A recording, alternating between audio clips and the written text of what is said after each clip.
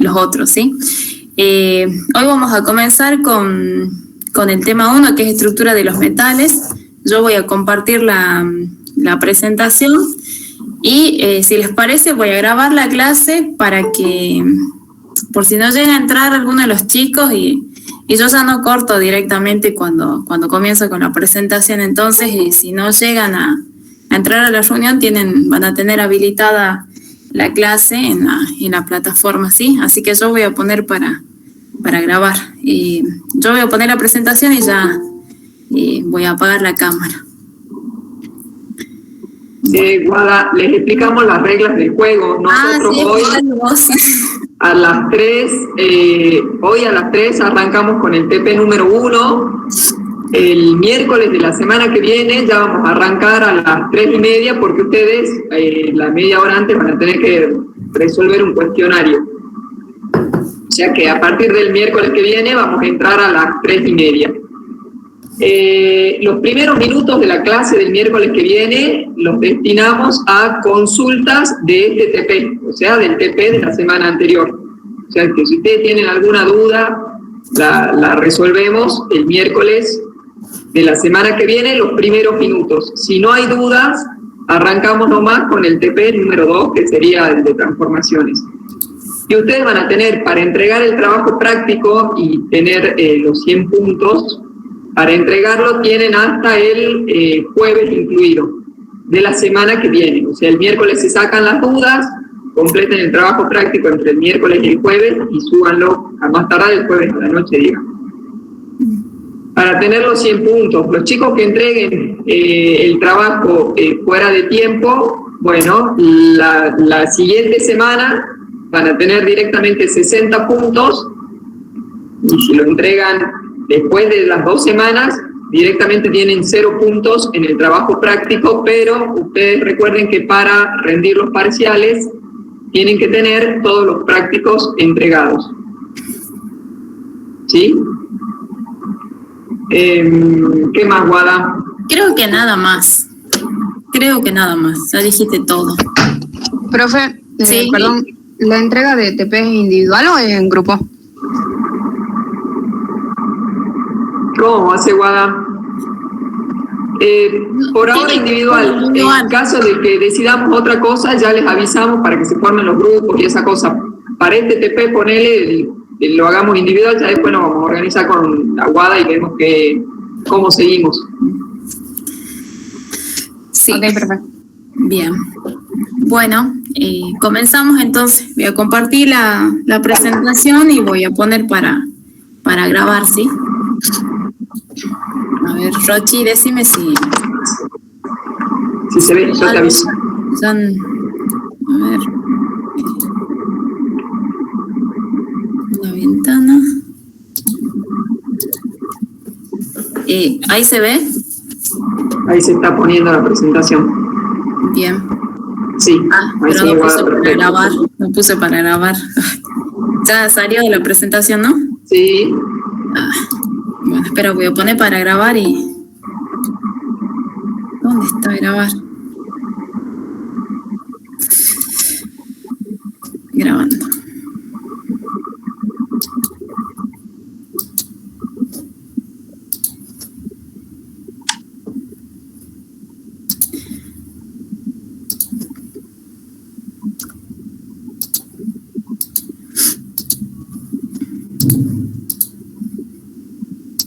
Listo. Ahí, Rochi. Ahí está, ahí se está poniendo. Perfecto. Bueno, el tema del trabajo práctico es estructura de los metales. Vamos a comenzar con un pequeño repaso nomás de lo que vieron o de lo que leyeron del apunte y también, ayer tuvieron consulta. No sé si han podido asistir. Pero bueno, vamos a rescatar algunas cosas que son importantes para el trabajo práctico, ¿sí? Primero que todo, los metales cristalizan en 3 tipos de estructuras principales, ¿sí? 3 tipos de estructuras cristalinas. Tenemos la estructura cúbica centrada en el cuerpo, la estructura cúbica centrada en las caras y la estructura estructura hexagonal compacta. Cada una de estas, en realidad, todas las estructuras cristalinas tienen propiedades o características como pueden ser el número de átomos que tiene la celda unidad, el número de coordinación, el factor de empaquetamiento y también otras propiedades como densidad atómica superficial, densidad atómica lineal y densidad volumétrica. ¿Sí? Una de ellas es el número de átomos que contiene la celda unidad. Aquí se muestran la representación de cada una de estas tres estructuras, aquí con el modelo de esferas, considerando los átomos como esferas rígidas. Aquí se observa la celda unidad aislada, ¿sí? Solamente, o sea, fíjense, por ejemplo, para la estructura BCC, que tienen, aquí en esta configuración, tienen 8 átomos en los vértices, pero aquí se nota claramente que no es que todo el átomo está dentro de la celda unidad, sino que está una parte del átomo, ¿sí? El único que está comprendido totalmente en la celda es el átomo central, ¿sí? Que eso lo vemos aquí en este diagrama, en esta representación con puntos, ¿sí? Esta es la estructura BCC y la HCP. Ahora vamos a ver cómo se determina el número de átomos. Vamos a hacer un repaso en realidad de cómo se calcula, porque es algo que vamos a utilizar mucho durante la clase. Para empezar, para la estructura BCC tienen 8 átomos en las esquinas, en los vértices, ¿sí? Pero cada uno de estos 8 átomos aporta, o 1/8 de ese átomo está dentro de la celda unidad, ¿sí? Porque recuerden que esta celda unidad no están solitas, no están aisladas, sino que están una al lado de la otra y se repiten como una estructura cristalina, se repiten en el eje X y Z, ¿sí? Son estructuras tridimensionales. Entonces, este átomo está compartido, por así decirlo, con varias celdas, ¿sí? En este caso, por 8 celdas. Entonces, los átomos que están en los vértices aportan 1/8 a la celda. Entonces, por eso es 8 por 1/8. Más el átomo que está en el centro. Entonces, para una estructura BCC, tenemos 2 átomos por celda unidad, ¿sí? Ahora, para la estructura FCC, ocurre lo mismo con los átomos que están en los vértices. Ellos están, 1/8 de cada uno de esos átomos está dentro de la celda unidad. Pero después ya no tenemos el átomo en el centro de la estructura, sino que tenemos átomos en el centro de las caras. Y esos átomos, la mitad está contenida dentro de una celda y la otra mitad en otra celda vecina, ¿sí? Entonces, el número de átomos vendría a ser 8 por 1/8 de átomos de los que están en las esquinas, más 6 por 1/2, porque son 6 caras, por 1/2 de átomos que están en las caras. Y esto nos da un total de 4 átomos. Ahora, para la estructura hexagonal compacta, ¿sí? En este caso, observen, en el centro tienen 3 átomos. 3 átomos que están totalmente incluidos dentro de la celda, ¿sí? Que son estos 3 que figuran aquí. Ahora, fíjense los que están en estos planos. Tienen 6 átomos en las esquinas y 6 átomos en estas esquinas. Y cada uno de esos átomos, ¿cuánto aporta a la celda o qué parte de ese átomo está dentro de la celda? ¿Ustedes saben? ¿O cómo harían para determinar qué volumen de ese átomo está dentro de la celda?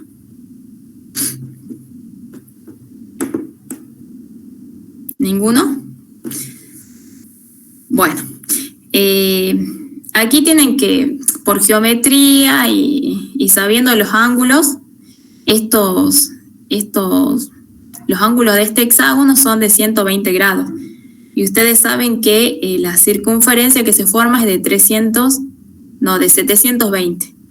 Entonces, ahí sería un sexto de átomos, ¿sí? Entonces se multiplica 12 porque son 6 átomos, aquí arriba hay 6 átomos en el plano de abajo, multiplicado por un sexto, más los átomos que están en los centros de esos planos, de esas caras, ¿sí? Que sería 2 por 1/2, porque cada uno está, un medio de ese átomo está dentro de la celda unidad. Más los 3 átomos que estaban aquí en el centro nos da un total de 6 átomos. Sí, esos son números que tienen que acordarse, o por lo menos si no se acuerdan, saber cómo determinarlos. Ahora vamos a hablar de otra característica también de las celdas unitarias, que es la densidad volumétrica, ¿sí?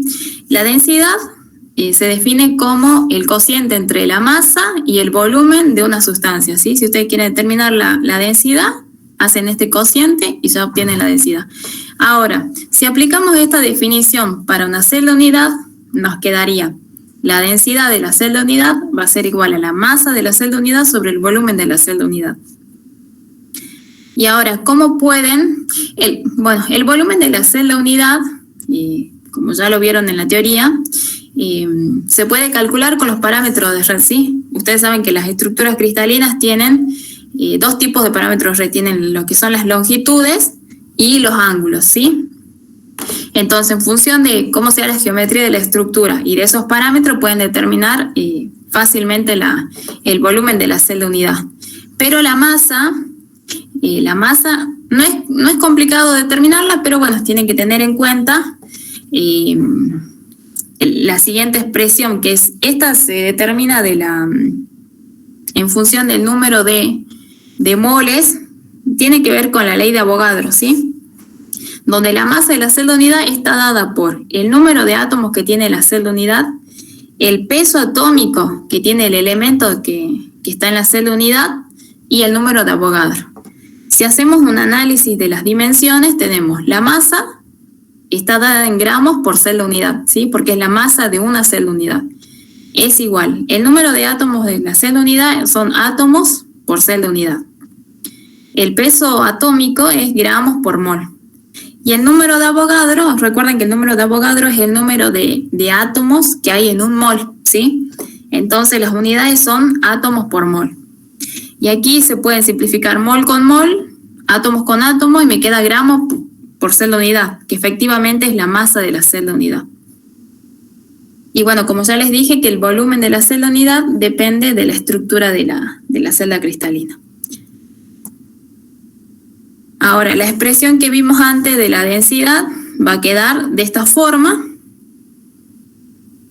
Y bueno, por último vamos a ver lo que es la relación del radio atómico y el parámetro de red para 2 tipos especiales de estructura, como son la BCC y la FCC, ¿sí?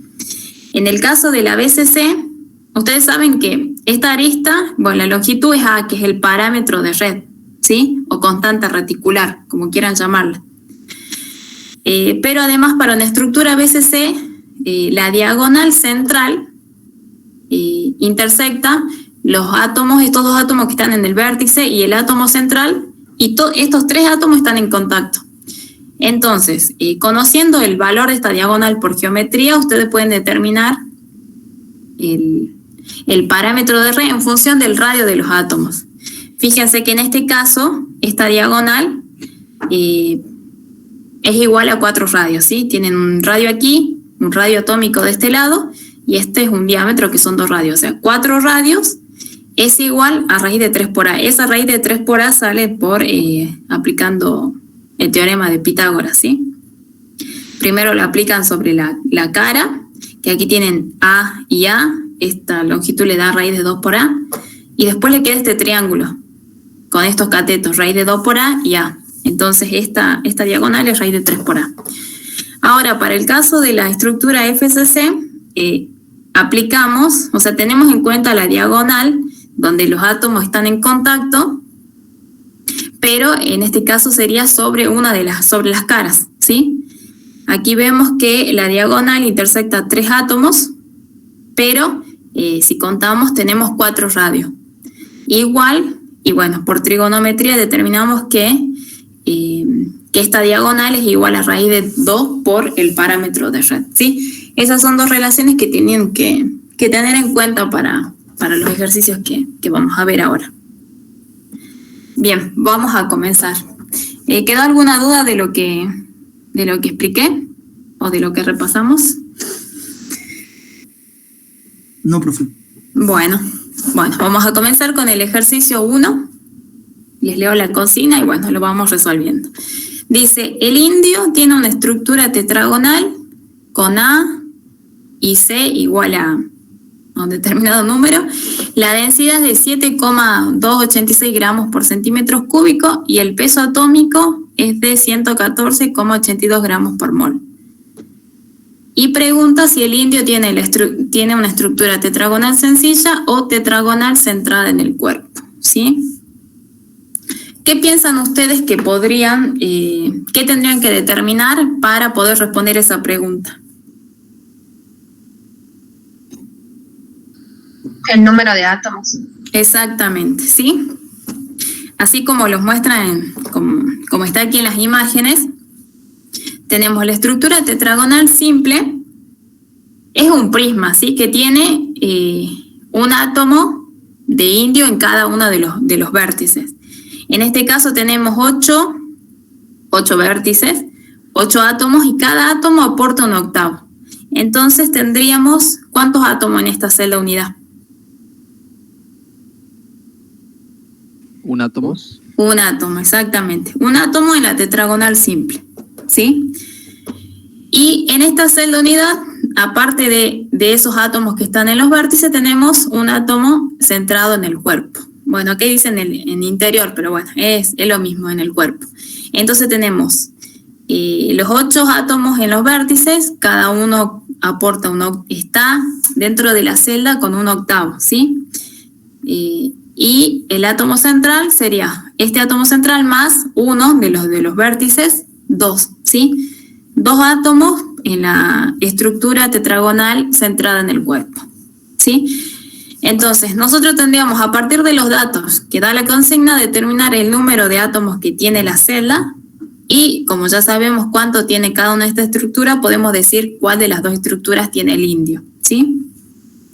Entonces, fíjense, tienen como dato la densidad, el peso atómico y los parámetros de red.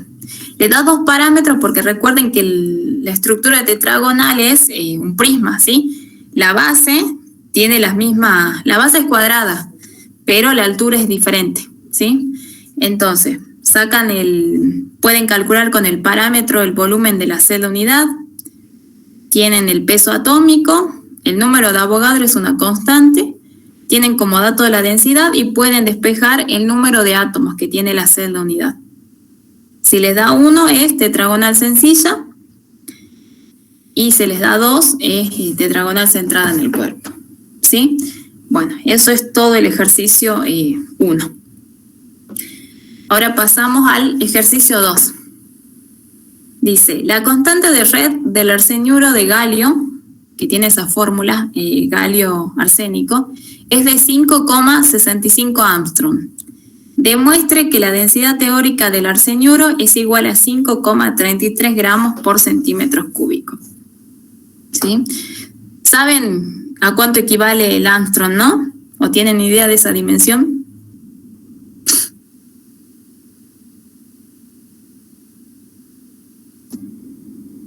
Bueno, un Armstrong es 10 a la menos 10 metros, ¿sí? Esa constante de red tienen las estructuras cristalinas, porque recuerden que están formadas por átomos y los átomos tienen tamaños menores del orden de los Armstrong, ¿sí? Como son 2, 3 átomos en general que están en las aristas, el parámetro de red es del orden del tamaño de los átomos.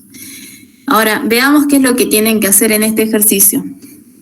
Les pide calcular la densidad teórica, ¿sí? Esto ya no es una estructura que está formada por un solo elemento, ahora tienen 2 elementos.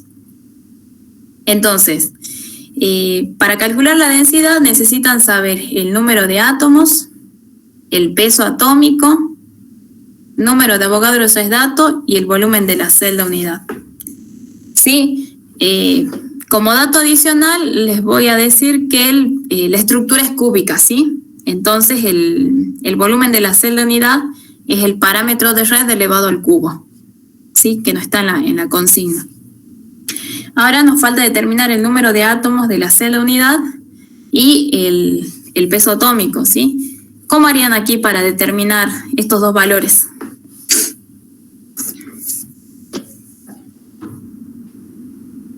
¿Tienen alguna idea? ¿Se les ocurre algo? ¿Alguna forma de resolverlo? Tienen aquí la estructura, ¿no? Donde están los indicados cuáles son los átomos de galio y los de arsénico.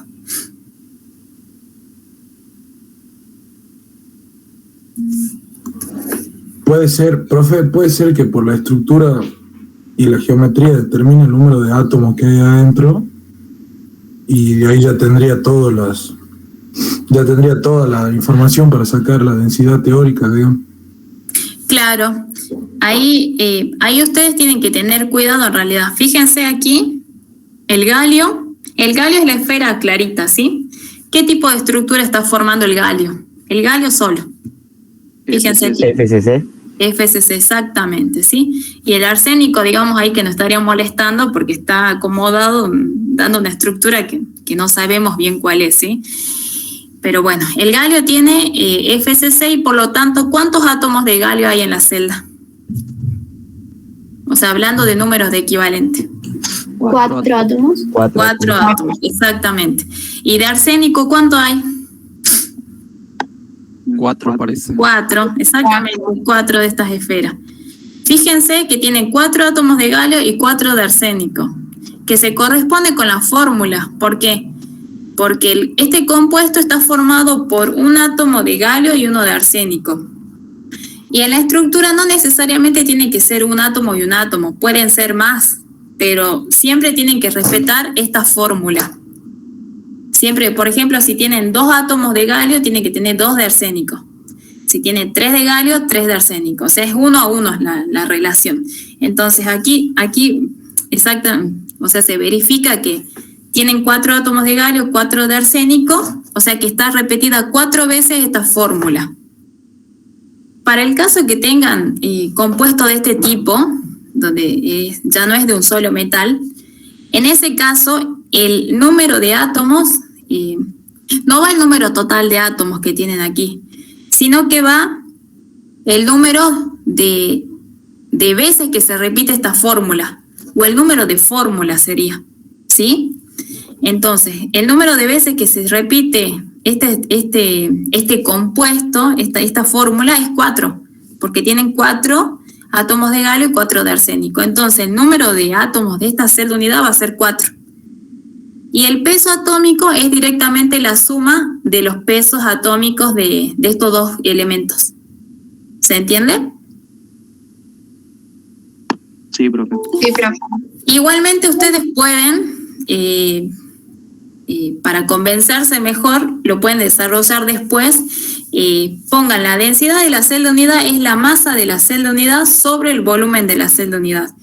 Y la masa, fíjense que la masa, si ustedes ven la estructura, si ven esta figura, van a decir, bueno, la masa de la celda unidad va a ser la masa de galio más la masa de arsénico, ¿no es cierto? Porque son los dos elementos que están en la estructura.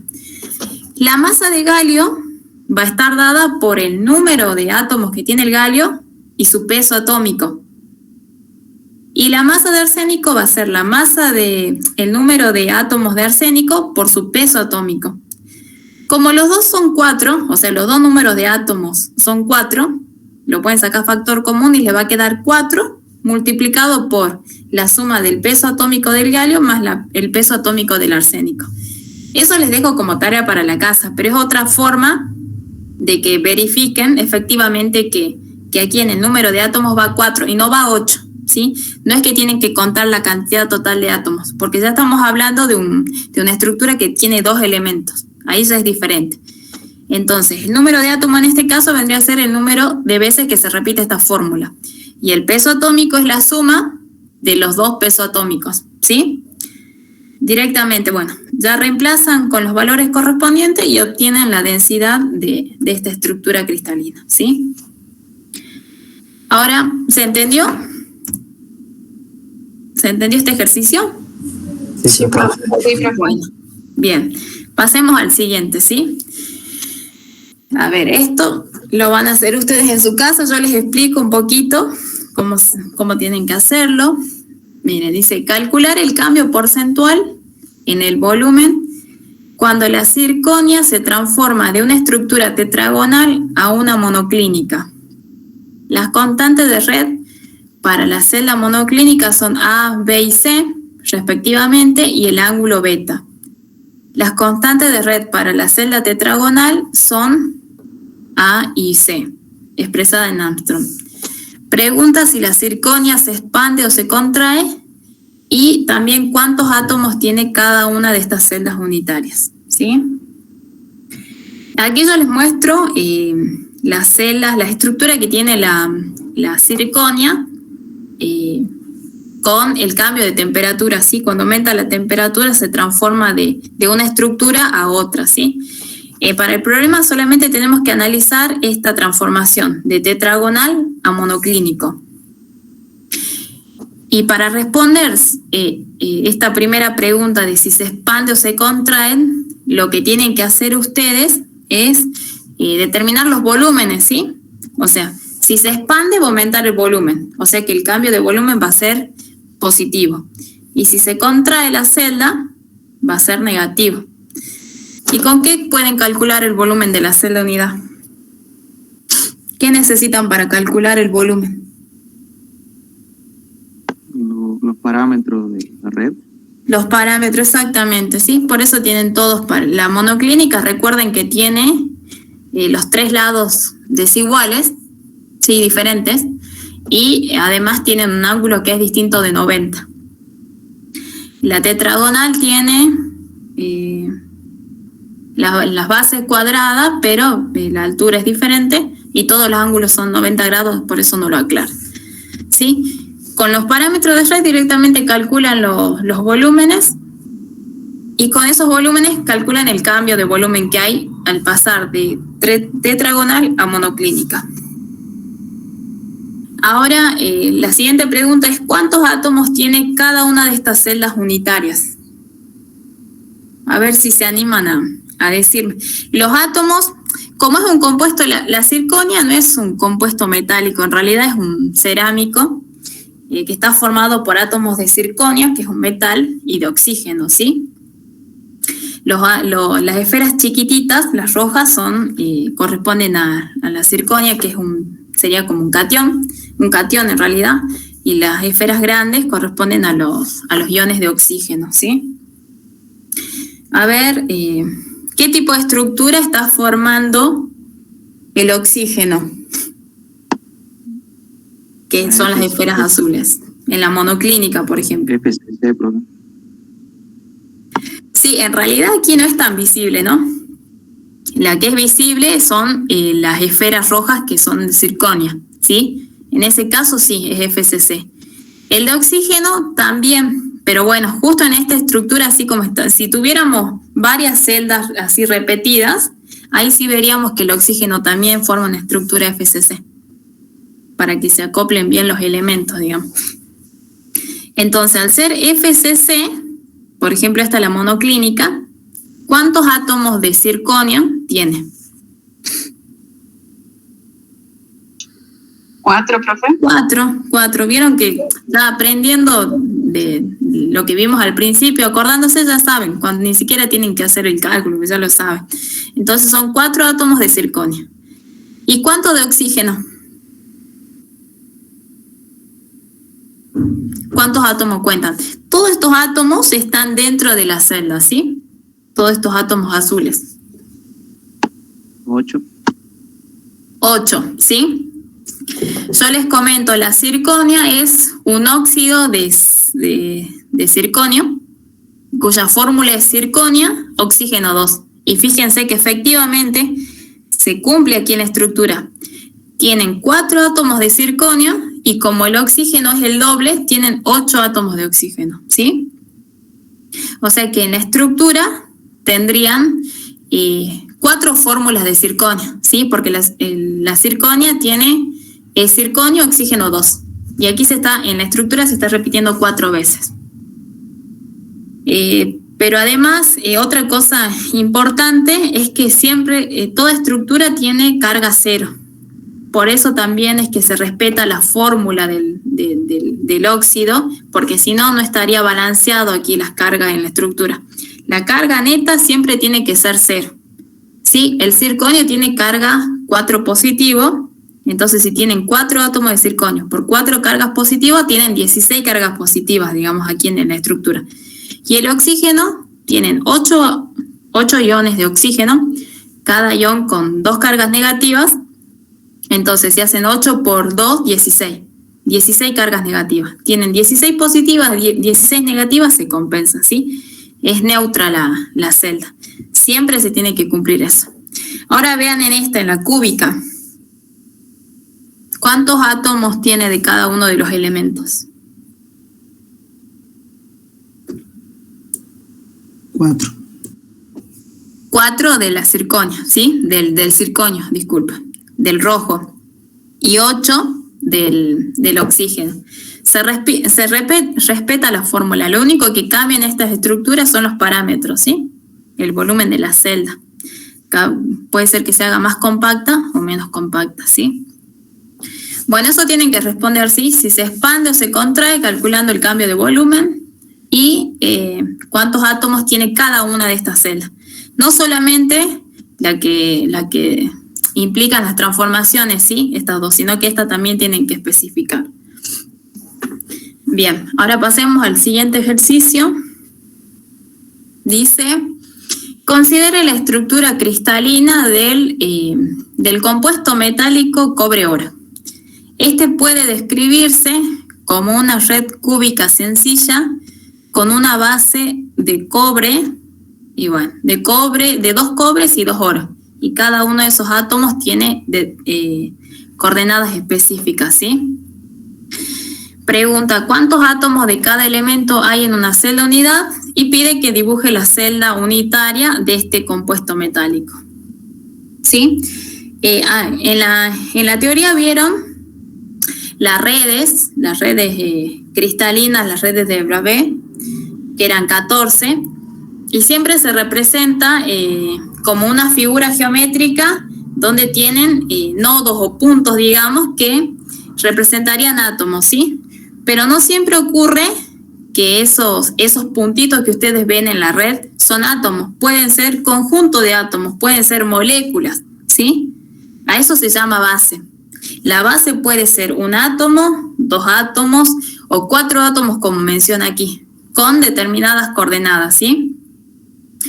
Los cristales es la suma, digamos, de las redes de Bravais, donde veíamos estos puntitos acomodados que seguían un ordenamiento, y donde cada uno de esos puntos es una base.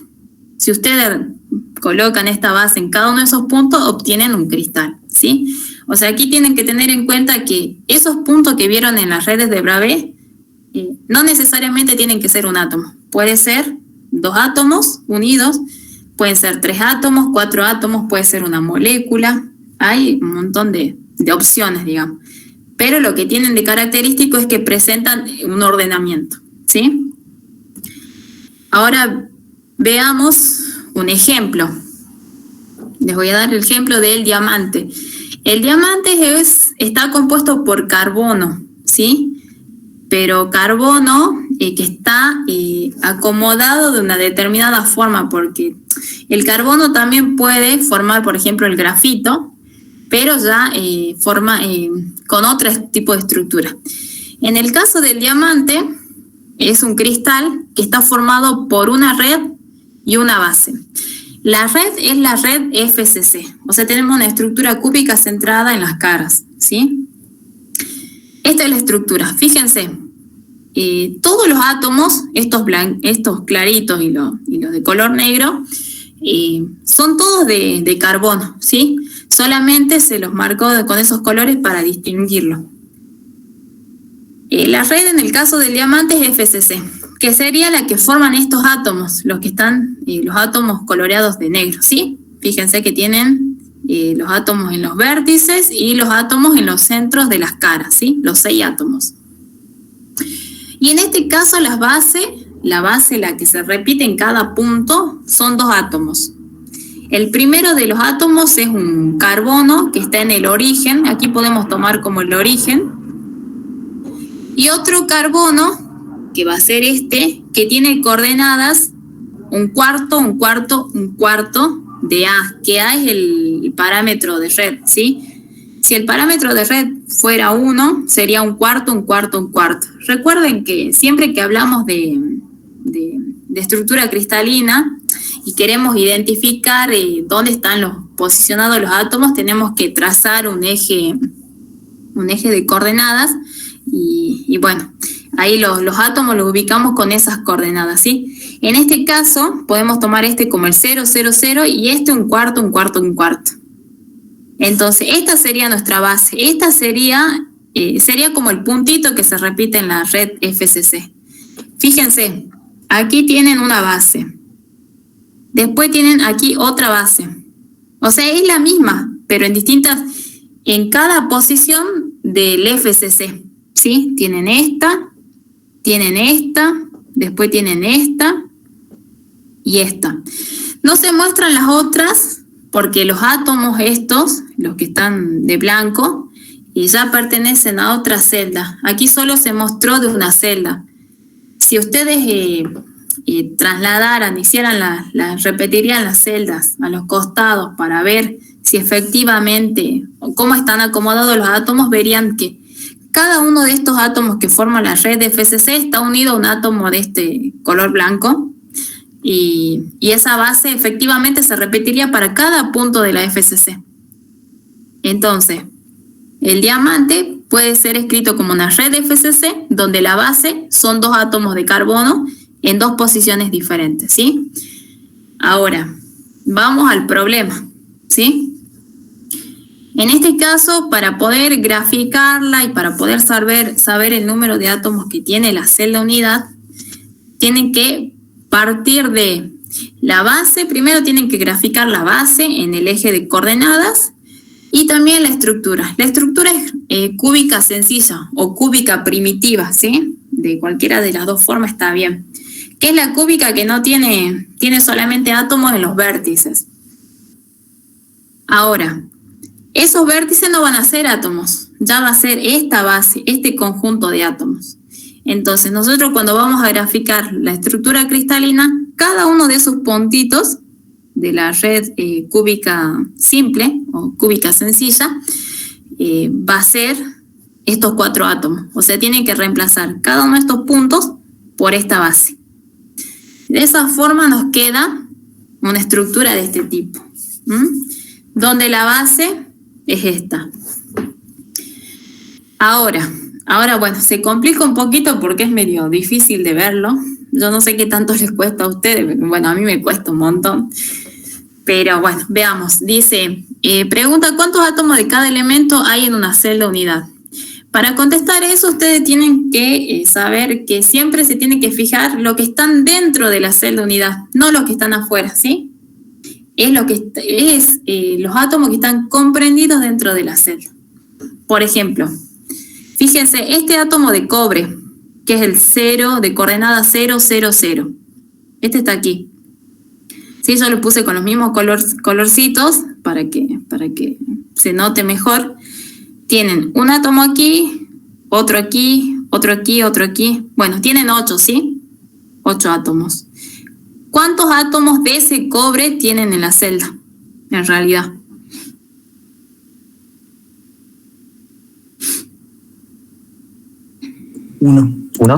Uno, porque cada uno está contenido dentro de la celda, pero en 1/8, digamos. 1/8 del volumen de ese átomo está dentro de la celda. Entonces, un solo átomo de cobre con estas coordenadas 0, 0, 0. Ahora vamos con el oro, que está en color verde, ¿sí? Pero vamos a analizar de esta celda que está marcada, ¿no? Porque fíjense que aquí hay átomos que ya están fuera de la celda, eso no lo tenemos que tener en cuenta. Pero este que está en verde, tienen uno aquí y otro aquí, ¿sí? Y justo están sobre las caras de la estructura. Entonces, como están sobre la cara, cada uno, la mitad de ese átomo está dentro de la celda.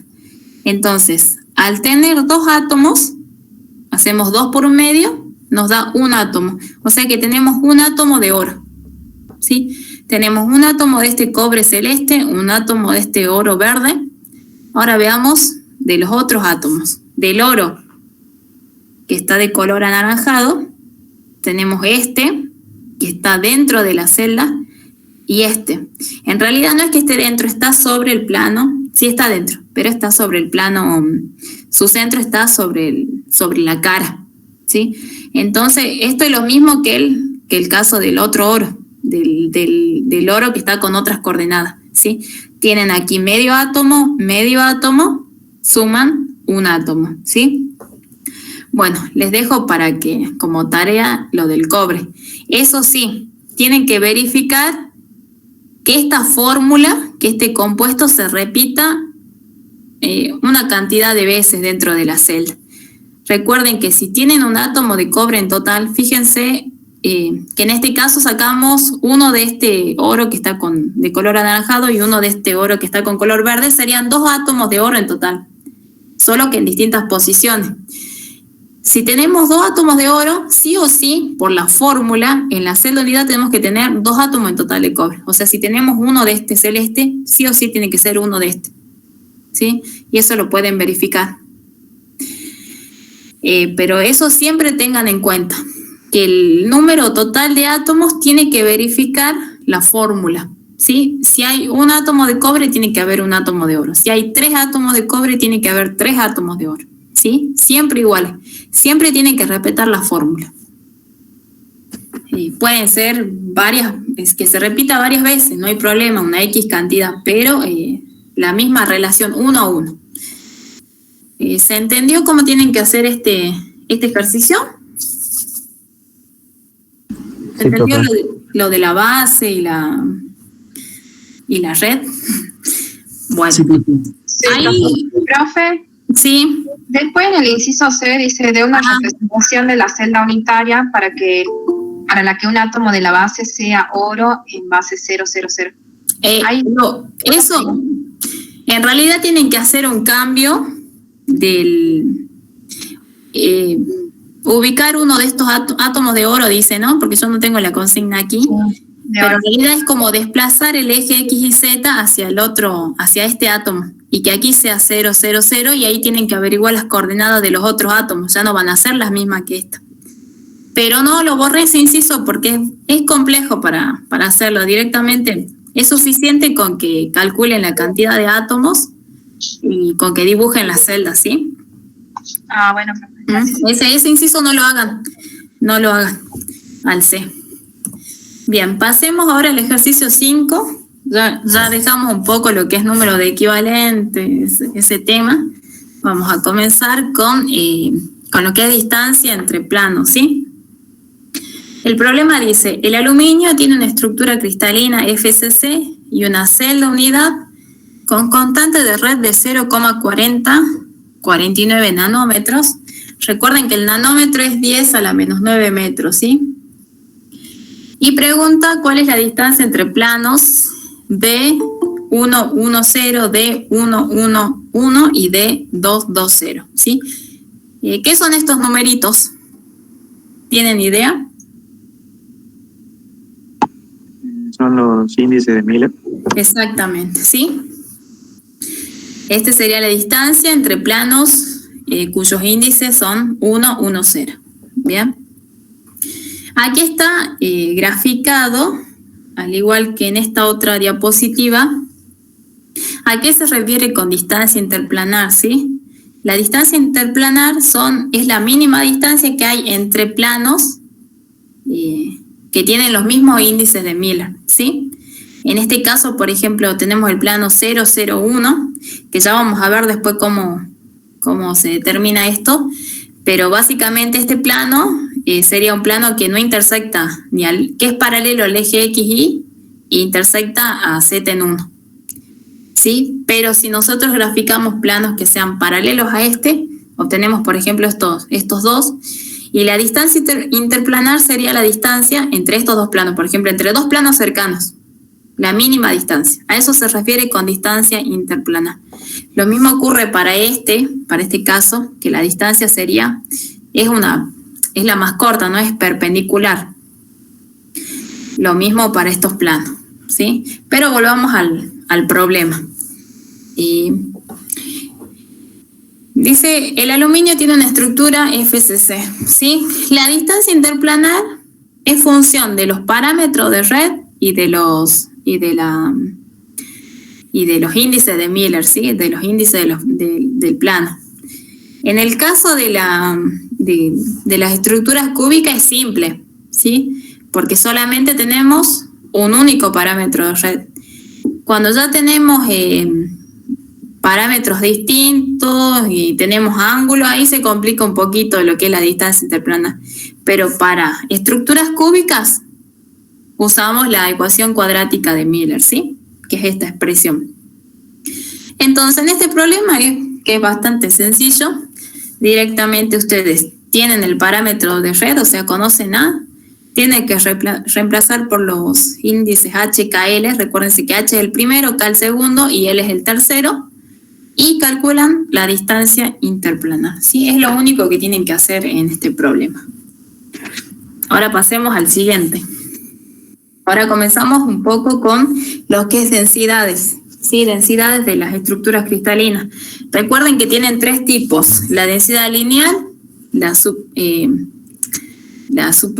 superficial y la volumétrica, ¿sí? La densidad lineal se define como el número de átomos que tienen sus centros localizados en una dirección dada, dividida la longitud de la dirección, ¿sí? La densidad lineal está expresada en átomos por unidad de longitud. En este problema piden calcular la densidad lineal en la dirección 1, 1, 0. Así se escriben las direcciones entre corchetes, con los números, con los índices sin coma, ¿sí? Y si es negativo, con una línea arriba del número que es negativo. De la red cristalina del plomo expresada en átomos por milímetro. El plomo tiene una estructura cristalina FCC y una constante de red de tanto. Bien. No lo vamos a resolver al problema, sino que yo les voy a plantear un ejemplo del cálculo de la densidad lineal, pero de otra dirección y para otra estructura, ¿sí? En este caso, grafiqué para la dirección 1, 1, 1, cuyo primer índice es negativo, y es una estructura BCC, ¿sí? Esto es para que se guíen nada más. Ahora, lo primero que tienen que hacer cuando le piden calcular densidades es dibujar la estructura en los ejes coordenados, ¿sí? Porque ahí van a determinar la longitud, el área o la longitud o el área, y también la cantidad de átomos, ¿sí? O sea que sí o sí tienen que hacer la estructura. Ahora veamos, para el caso de una BCC y esta dirección, lo primero que tienen que determinar para calcular la densidad es la longitud de la dirección. ¿Cómo hacemos para saber la longitud? Tenemos que graficar la dirección, o sea, el vector. En este caso, siempre es conveniente tomar un vector que sale del eje de coordenadas del 0, 0, 0 y llega a un punto final que va a coincidir con los índices de la dirección. Pero bueno, en este caso no era tan simple porque puse una dirección que tiene un valor negativo. Yo en este caso planteé como origen este punto que es el 1, 0, 0, y sabiendo porque recuerden que este valor se obtiene de restar el punto final menos el punto inicial, como en todo vector, ¿sí? Entonces, si yo conozco el punto inicial, conozco cuál es la resta, entonces puedo determinar el punto final. Por eso marqué esta línea. Esta línea representa la dirección 1, 1, 1, ¿sí? Ahora, ya puedo calcular la longitud de la dirección. ¿Por qué? Porque esta diagonal justo es la diagonal principal de la estructura BCC. Y por Pitágoras puedo determinar cuál es su longitud. Ahora falta calcular el número de átomos, ¿sí? En ese caso, la forma más sencilla, porque a veces cuesta ver cuántos átomos tienen los centros localizados en la dirección, directamente van a contar los números de diámetro que están en la dirección, ¿sí? Fíjense, Aquí tienen un diámetro que es la del átomo central. Y aquí tienen medio diámetro y medio diámetro. Entonces, entre estas dos suman, entre los vértices suman un átomo. Más el central son 2 átomos. Entonces, la densidad va a ser igual a, bueno, un átomo más 2 por un medio de átomo sobre la longitud de esta dirección. ¿Sí? Pero bueno, esto es sencillo para calcular el número de átomos, pero hay otras direcciones que se hace más complicado, más complejo determinar el número de átomos, entonces directamente nosotros les aconsejamos que cuenten los diámetros. Y de acuerdo a cuántos diámetros tienen, va a ser la cantidad de átomos directamente, para este caso de densidad lineal. Ahora veamos la densidad planar. ¿Sí? El ejercicio dice calcular cuál es el valor de la densidad del plano 110 en una estructura cristalina FCC. ¿Sí? Aquí no les da valor de ningún parámetro, nada, solamente tienen que dejar expresado. ¿Sí? Llegar a una fórmula y lo dejan así expresado. En este caso, la densidad planar se define como el número equivalente de átomos cuyos centros están intersectados por el plano sobre el área del plano. ¿Sí? Ahora veamos. De nuevo, puse un ejemplo que no es el que corresponde al problema, ¿sí? Porque eso lo tienen que hacer ustedes. Tienen una estructura BCC y el plano 1, 1, 1, ¿sí? Este plano es el que está indicado con rojo, que es el plano que intersecta a los 3 ejes en 1, ¿sí? Bueno, ¿tienen idea de cuántos átomos están intersectados por el plano?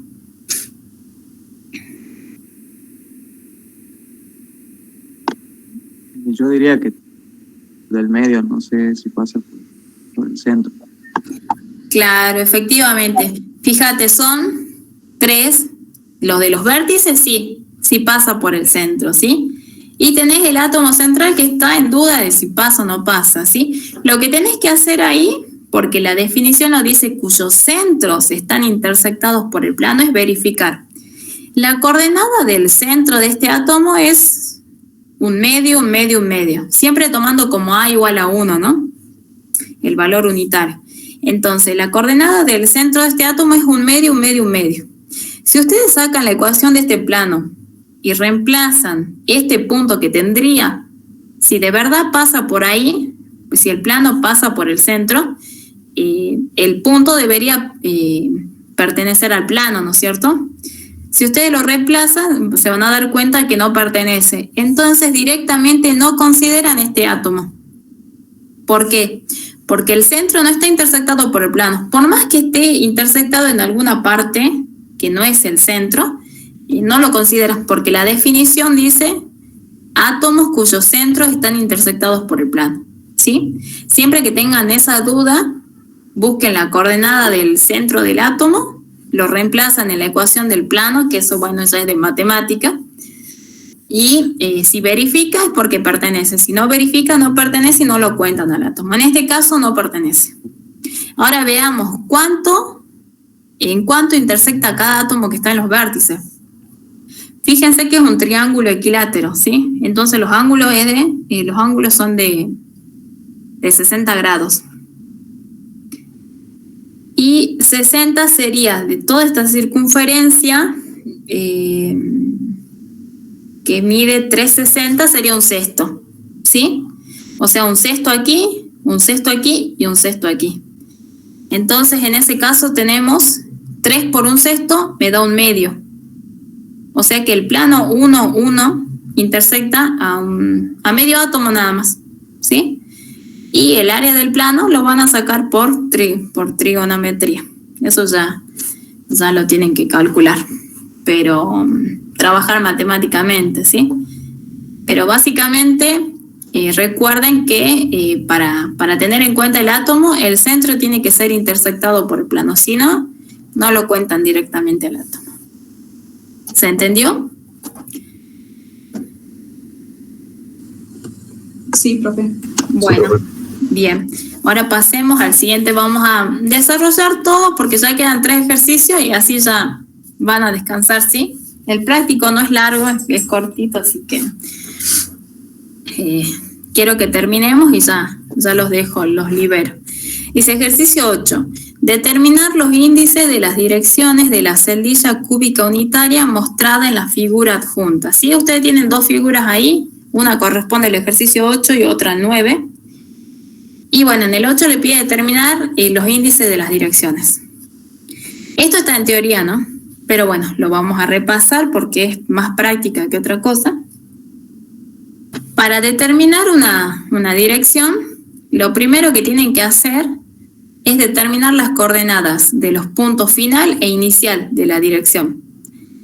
Luego, hacen la diferencia de las coordenadas y una vez que hacen la diferencia, se fijan si hay fracciones. Si hay fracciones, los tienen que llevar a números enteros, ¿sí? Multiplican por el común denominador y obtienen números enteros, ¿sí? Porque los índices son números enteros. Y una vez que hacen eso, una vez que ya lo tienen expresado como números enteros, la notación para la dirección es poner esos índices que obtuvieron entre corchetes, sin coma, y en el caso que tengan valor negativo va una línea arriba del número que es negativo, ¿sí? De esos índices que tienen vamos a ver un solo ejemplo, ¿sí? Para la dirección B tienen, este es la dirección B, ¿sí? Este es el punto inicial y este es el punto final, ¿sí? El punto inicial se corresponde con 1 de X, medio de Y y 1 de Z, ¿sí? Que es lo que dice aquí. Y el final es el 1, 0, 0, ¿sí? Que es lo que está escrito aquí. Tienen que hacer la diferencia, eliminar las fracciones porque aquí tienen menos 1 medio, multiplican todo por 2. Al multiplicar por 2 le queda 0, menos 1, menos 2. Y para ponerlo en notación de índice de dirección, tienen que poner estos números entre corchete, sin coma, y los valores que son negativos con una rayita arriba, ¿sí? No van números negativos en los índices. Entonces queda, por ejemplo, para el caso de la dirección B, queda de esta forma, ¿sí? Es bastante sencillo. Ahora pasemos a lo que es los índices de Miller, que es para... lo anterior era para direcciones, esto es para planos, ¿sí? Profe, ¿Sí? Tengo una duda en la diapositiva anterior. Sí. Ahí, por ejemplo, si me dan, que será una quiera, Sí. hacer como todo el proceso inverso de estos pasos, o sea, no hay alguna forma de identificar. En realidad, si te dan la dirección, porque fíjate que aquí no hay que hacer... en realidad la dirección es la resta, la dirección es del vector.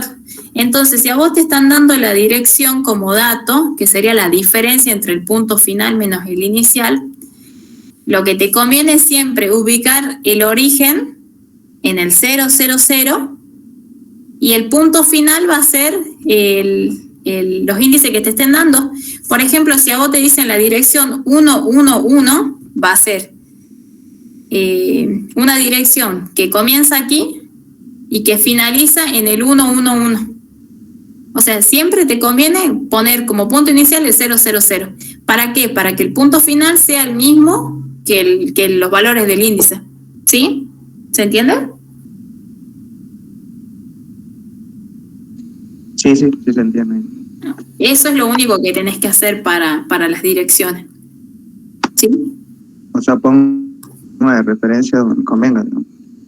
Claro, porque en realidad si le da como dato la dirección, te está dando la resta. Entonces vos podés proponer un punto inicial y tenés que calcular el punto final. Es como una suma, resta de vectores. ¿Sí? Son coordenadas de puntos. Solo que sí, al final se pone con esta notación.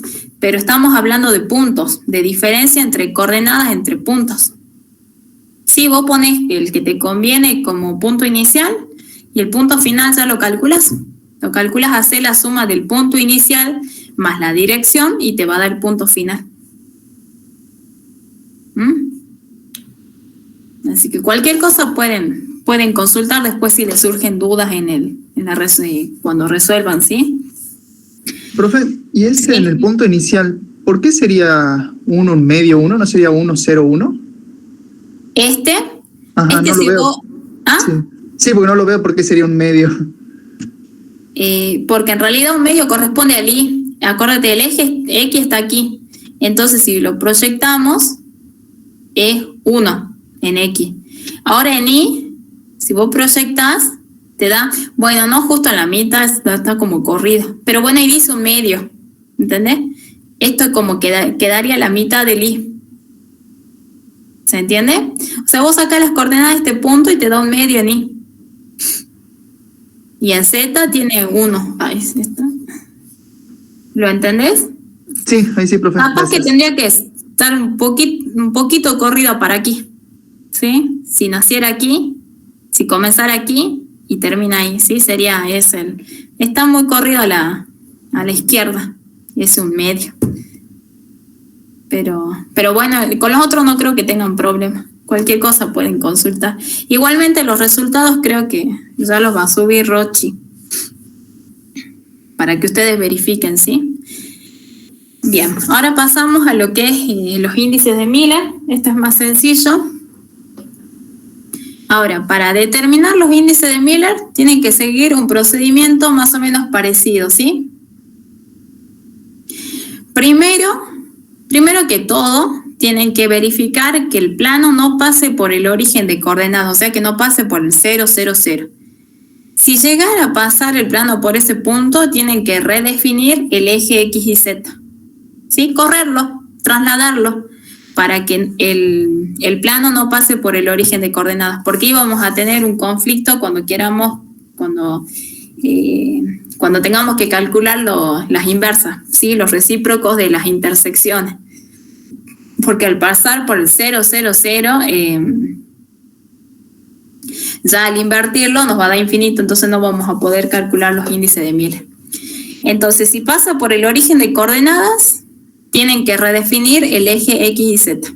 Y si no pasa por el origen de coordenadas, pasamos al siguiente paso.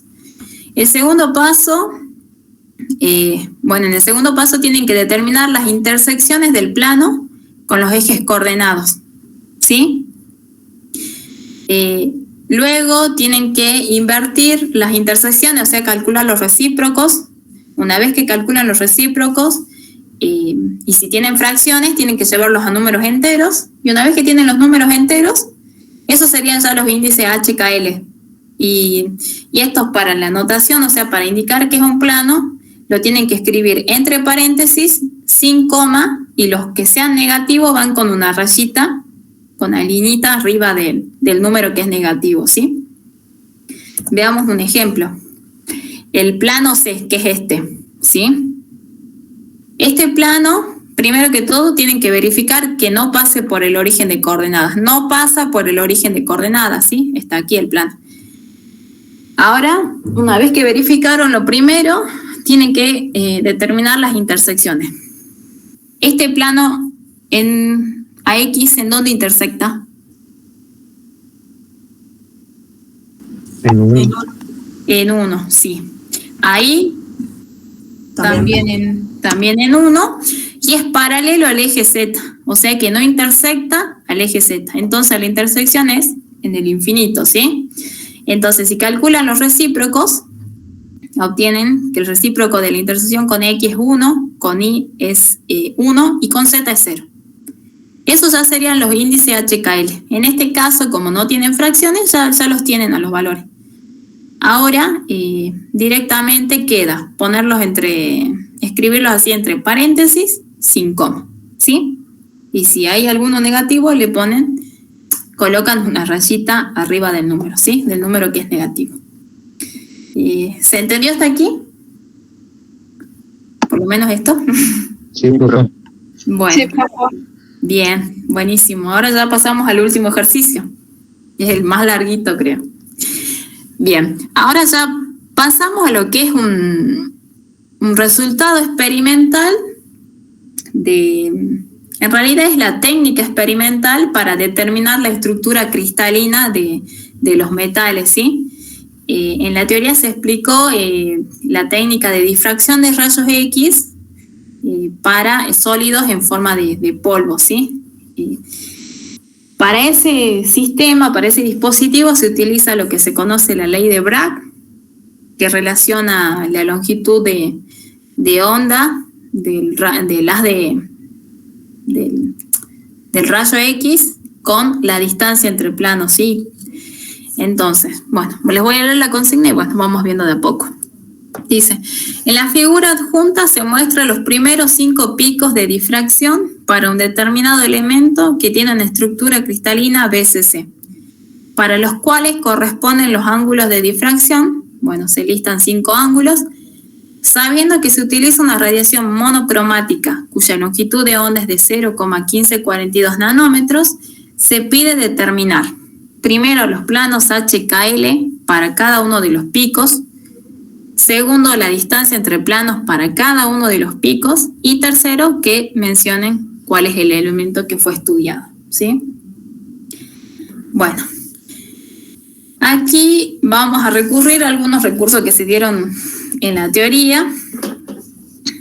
El problema dice que tenemos una estructura BCC, sabemos que es una estructura BCC, no sabemos qué elemento, y que al hacer el ensayo, la medida en el difractómetro, se obtuvo un difractograma, que es esto, digamos. Esta imagen corresponde a un difractograma donde se grafica la intensidad en función del ángulo de difracción, ¿sí?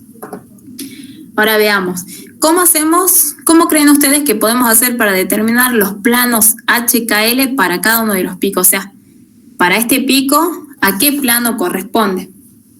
¿Sí? ¿Cómo creen que pueden hacer con los datos que tienen ahí? ¿Se les ocurre algo?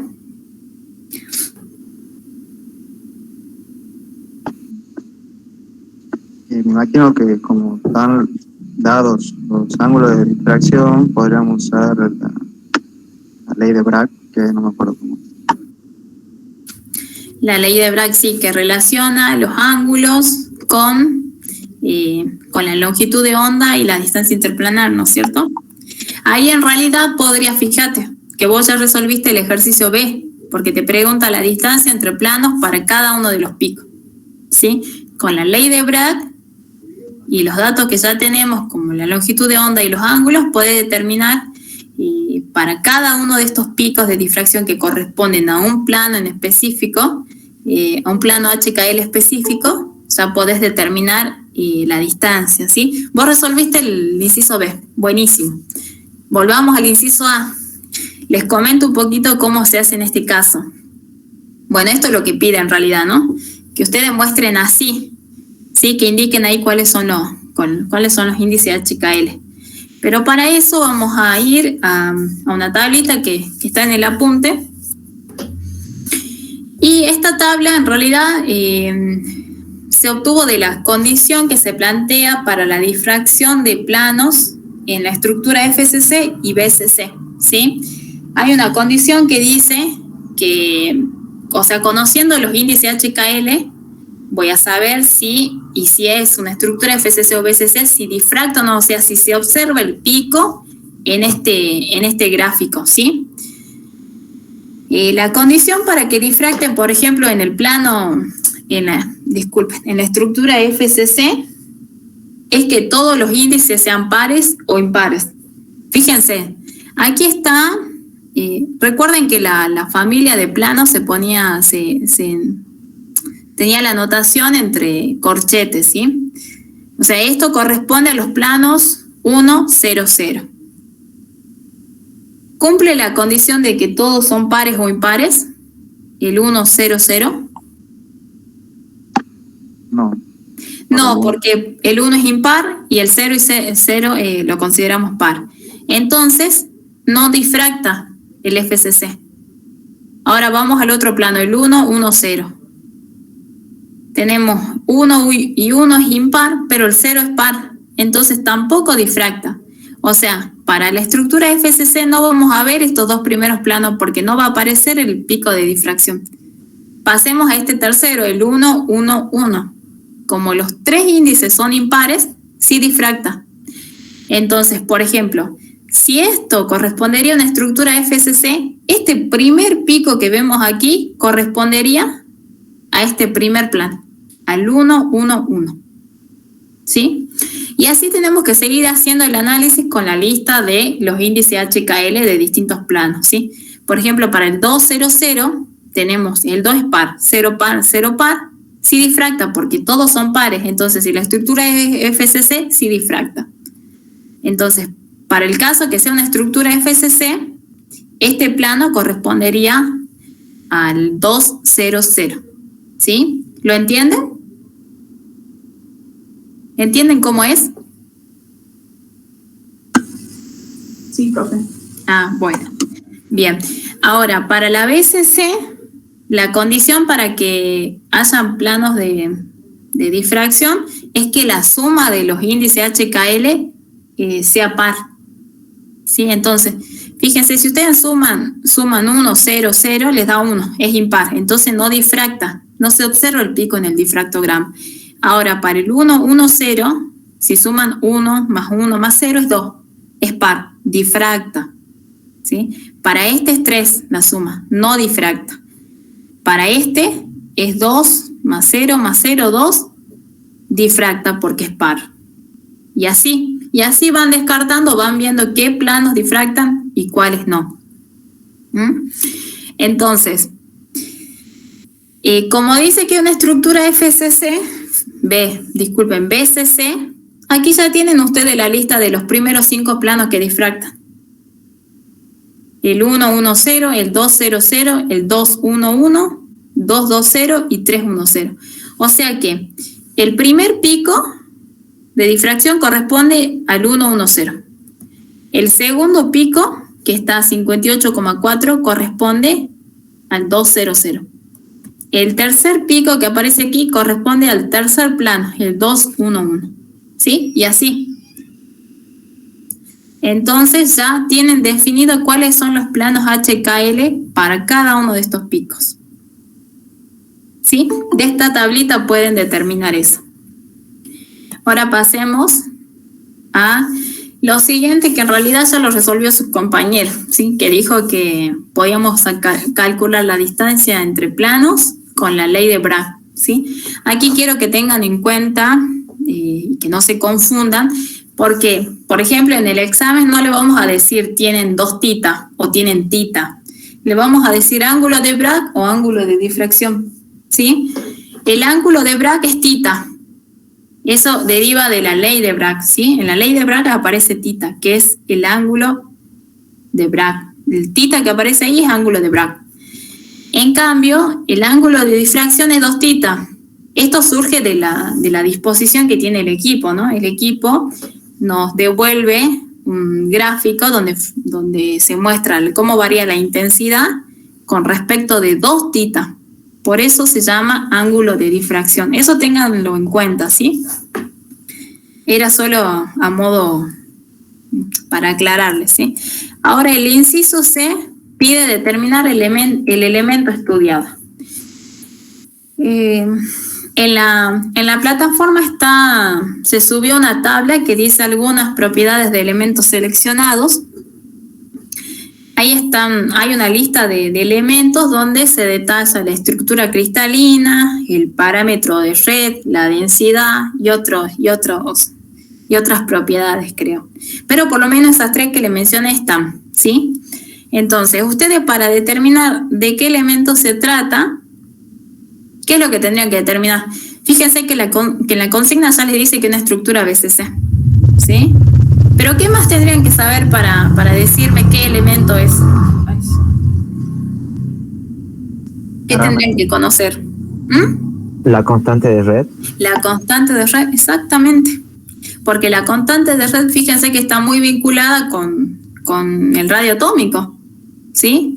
Por eso al principio yo les expliqué ahí para la estructura BCC y para el FCC cómo se relaciona el parámetro de red con el radio del átomo, ¿sí? Entonces, lo que tienen que hacer ustedes aquí es determinar el parámetro de red. Y para eso pueden utilizar la ecuación cuadrática de Miller, o se tienen que despejar A.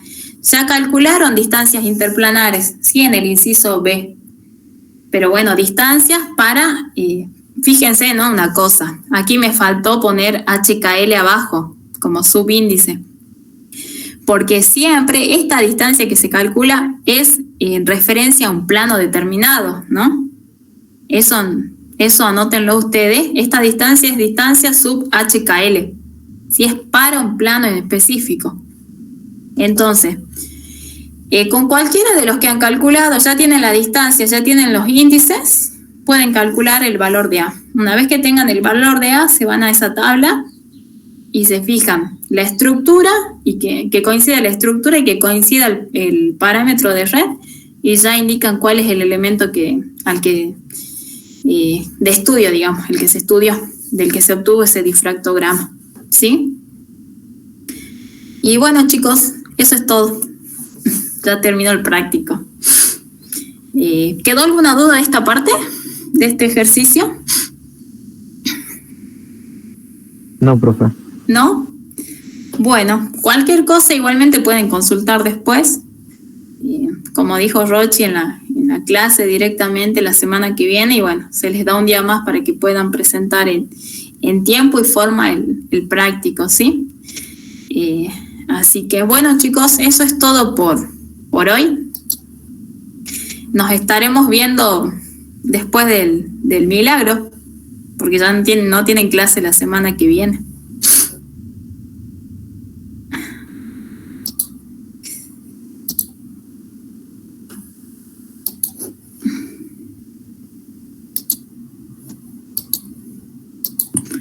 Profe, el profe de teoría había dicho que sí íbamos a tener clases, aunque sea el feriado, porque si no, no íbamos a llegar con los temas y esas cosas.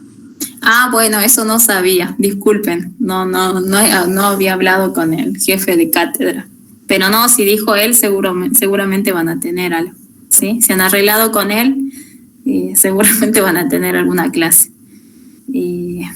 Pero bueno, igual el trabajo práctico 2 lo iba a dictar Rosario, así que yo los veré dentro por lo menos de 2 semanas, ¿sí?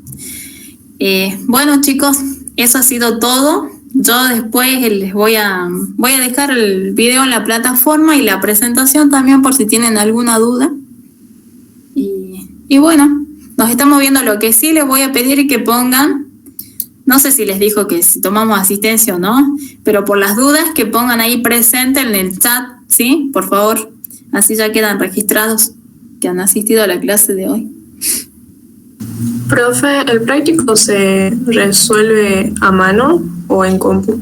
No a mano, porque el parcial seguramente va a ser de la misma forma y van a tener que resolver a mano. No a mano, no hay que tipearlo, nada.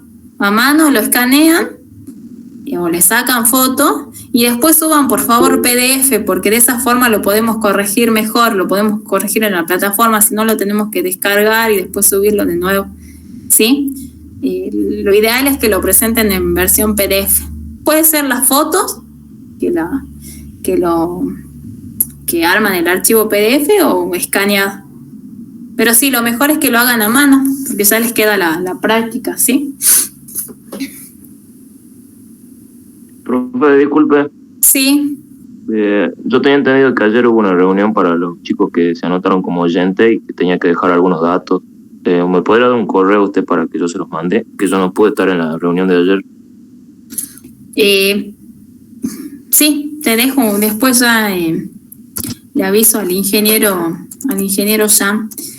Te dejo mi correo ahí en el chat. Lo escribo. Bueno. Y cualquier cosa me avisan ahí. Gracias, profe. No, por favor.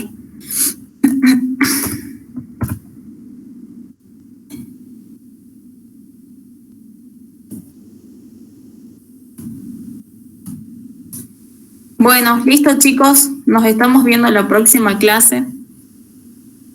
Hasta luego, profe. Bueno, profe. Hasta luego, profe.